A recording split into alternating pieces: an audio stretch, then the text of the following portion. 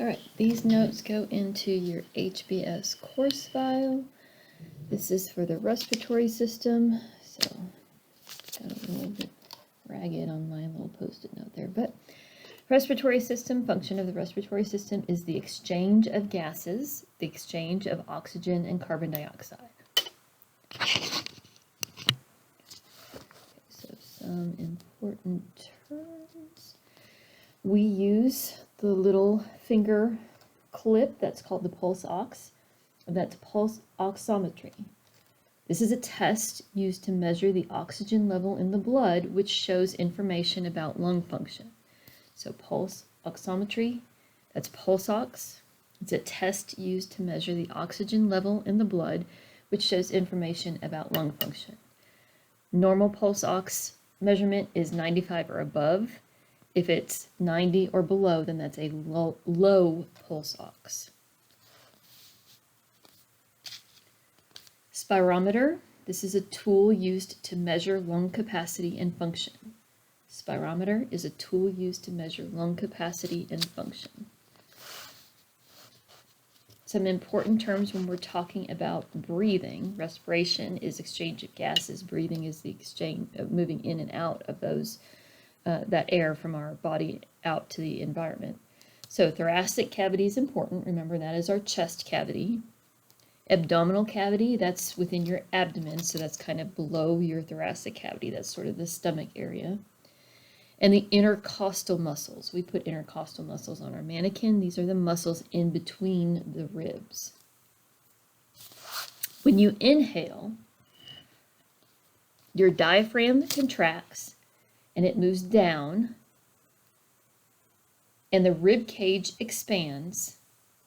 This is going to increase the volume of the thoracic cavity. This decreases, if you don't understand what that means, then write it out. This decreases pressure in the chest, pulling in air. So when you inhale, you're making more room in your thoracic cavity because the diaphragm contracts and pushes down toward the abdominal cavity, and those intercostal muscles are helping that rib cage to expand. So because there is more space in your thoracic cavity, that means there's less pressure, and so air gets pulled in. So the diaphragm contracts and moves down, the rib cage expands to increase the volume of the thoracic cavity. This decreases the pressure in your chest, pulling the air in. When you exhale, those muscles relax, and that decreases the volume of the thoracic cavity. Because there's less room in your thoracic cavity, that increases the pressure in your chest, and it forces air out. Muscles relax, decreases the volume of your thoracic cavity, pressure in your chest increases, and so that forces air out. The lungs themselves are actually multiple lobes. Don't really necessarily consider that. So we have our right lung and our left lung. We have a superior lobe and an inferior lobe on the left side. We have a superior, middle, and inferior lobe on the right side. Each of these lobes are separated by fissures.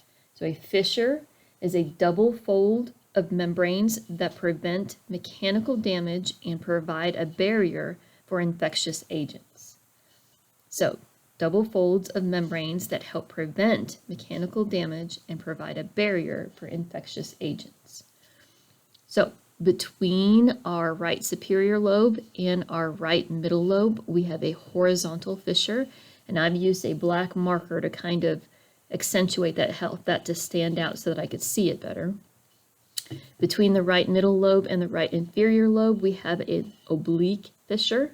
So again, I've taken a marker to help that stand out.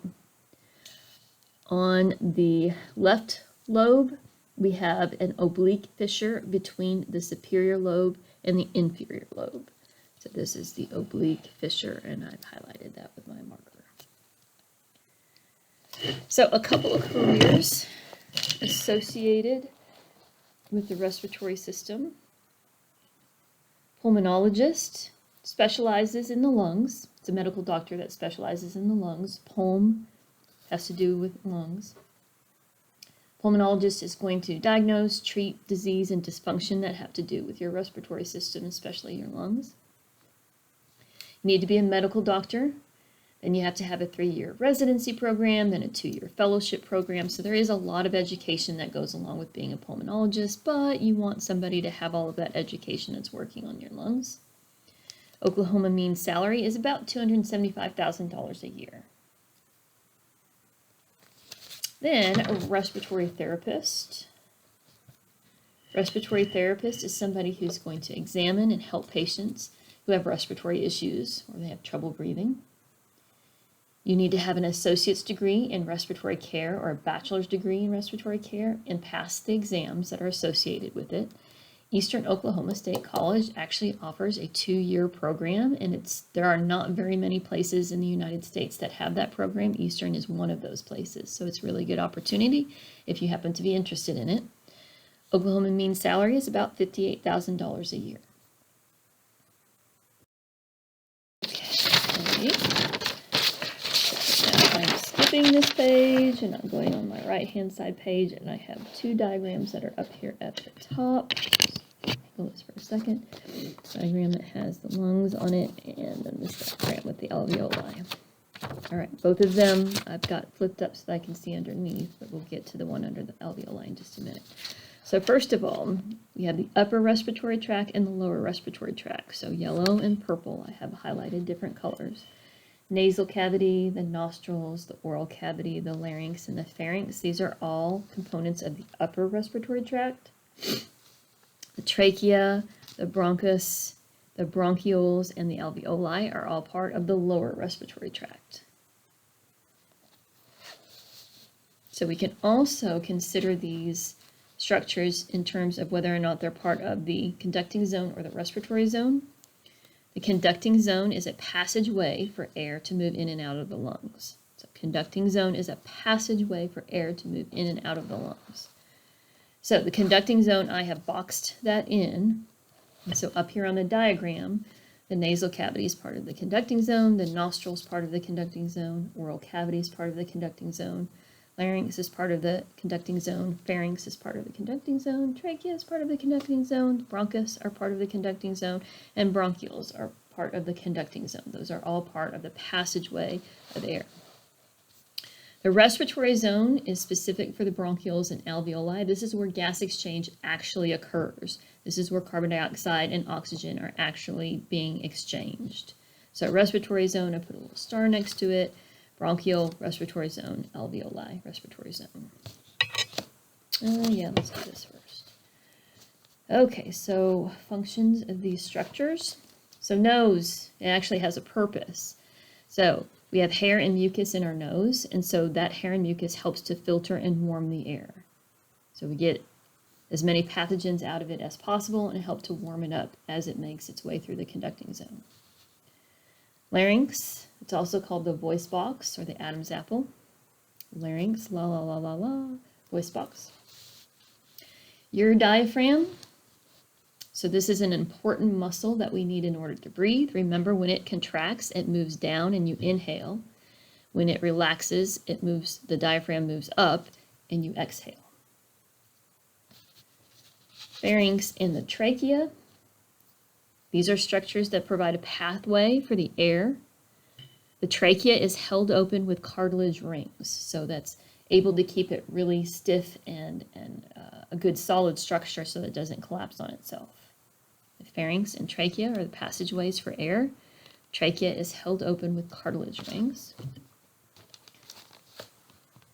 And the bronchi and bronchioles, these are branches. They branch off the trachea and move inside the lungs.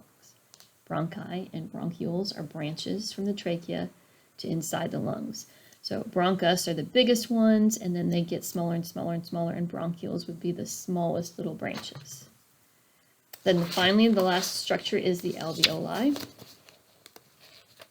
So alveoli allows for passive transport of oxygen and carbon dioxide.